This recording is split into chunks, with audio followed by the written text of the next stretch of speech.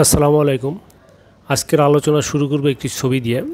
আপনারা পাশেই একটি ছবি দেখতে পাচ্ছেন যে এই ছবিতে যেটা দেখা যাচ্ছে যে এই অপারেশন করে একটি নারীর অংশ কেটে ফেলা হয়ে গেছে।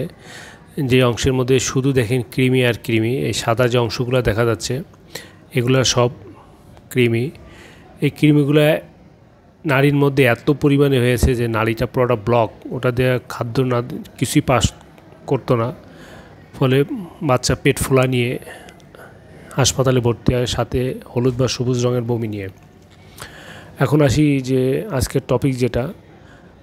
টপিকস হলো যে শিশুর পেটের কৃমি কখন ভয়ঙ্কর আকার ধারণ করে, মানে যেসব ক্ষেত্রে আমাদের অপারেশন করা লাগে সেসব জিনিস নিয়ে আমরা আজকে আলোচনা করব। এখন আসি সেই ছবিটির কথা, যে এই বাচ্চাটির পেটে এত পরিমাণ ক্রিম হয় যে তার যে নালী, ইন্টেস্টাইন বলে, খাদ্যনালী, যে খাদ্যনালীটা পুরোটা ব্লক হয়ে গেছে। অনেক সময় ওয়ার্ম বোলাস হয়ে হয়, অল্প কৃমি থাকলেও কৃমিগুলো যদি একসাথে পেঁচিয়ে একটা বলের মতো তৈরি করে, সেক্ষেত্রেও ইন্টেস্টাইনাল অবস্ট্রাকশন হতে পারে। ইন্টেস্টাইনাল অবস্ট্রাকশন হলে যেটা দেখা যাবে যে খাদ্য পাস করবে না, বাচ্চার পেট ফুলে যাবে, হলুদ বা সবুজ রঙের বমি করবে।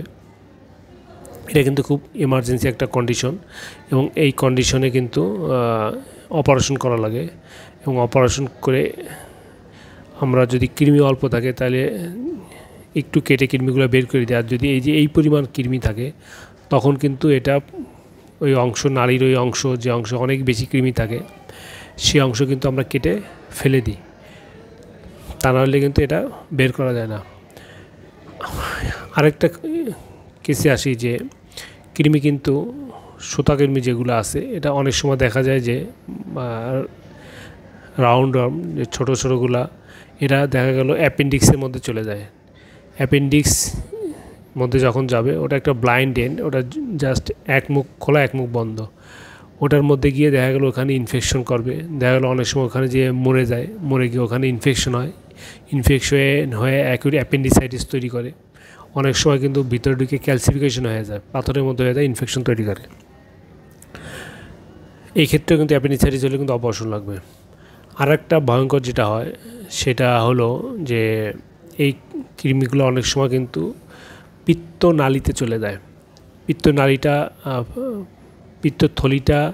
পিত্তনালী দিয়ে আমাদের নাড়িতে সংযুক্ত হয়, যেখানে সংযুক্ত হয় সেখানে বলে ডিউডেনাম।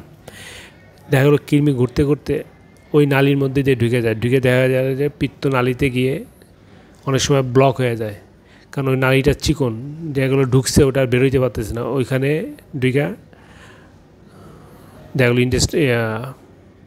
যে পিত্তনালীটা ব্লক করে ফেলে। অনেক সময় দেখা গেলো ওখানে মারা যায়।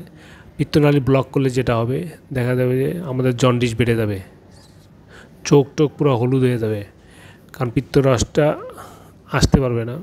আবার অনেক সময় দেখা গেল পিত্তথলিতে গিয়ে কৃমিটা হয়তো মারা গিয়ে ওখানে ক্যালসিফিকেশন হয়, কিডনিতে পাথর, পিত্তথলিতে পাথর তৈরি করে, বা ওরকম ডেড অনেক দিন ওখানে থাকে। তো এটা যদি পিত্তনালীতে থাকে তাহলে দেখা যাবে যে জন্ডিস হবে, সেই ক্ষেত্রে কিন্তু আবার অপারেশন করতে হবে। আরেকটা ধরনের কৃমি আছে যেটাকে হুকওয়ার্ম ইনফেস্টেশন বলে, যেটা এই হুকওয়ার্মগুলা নারীর ভিতরের অংশে লেগে থাকে সাকারের মতো। তারা নারী থেকে কিন্তু এই রক্ত খেয়ে বেঁচে থাকে। এইসব রোগীর ক্ষেত্রে দেখা যাবে যে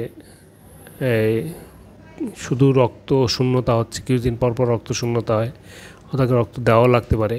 আর সবচেয়ে ভয়ঙ্কর বিষয় যে দেখা গেলো এরকম করতে করতে একসময় দেখা গেলো যে নাড়ি ফোটা হয়ে গেছে, নাড়ি ফোটা হয়ে পরে পেটের যে মলটলগুলো আছে সব পেটের মধ্যে ছড়ায় যাবে, পারফোরেশন হবে, পেট ফুলে যাবে, তখনও কিন্তু ইমিডিয়েট অপারেশন করতে হবে।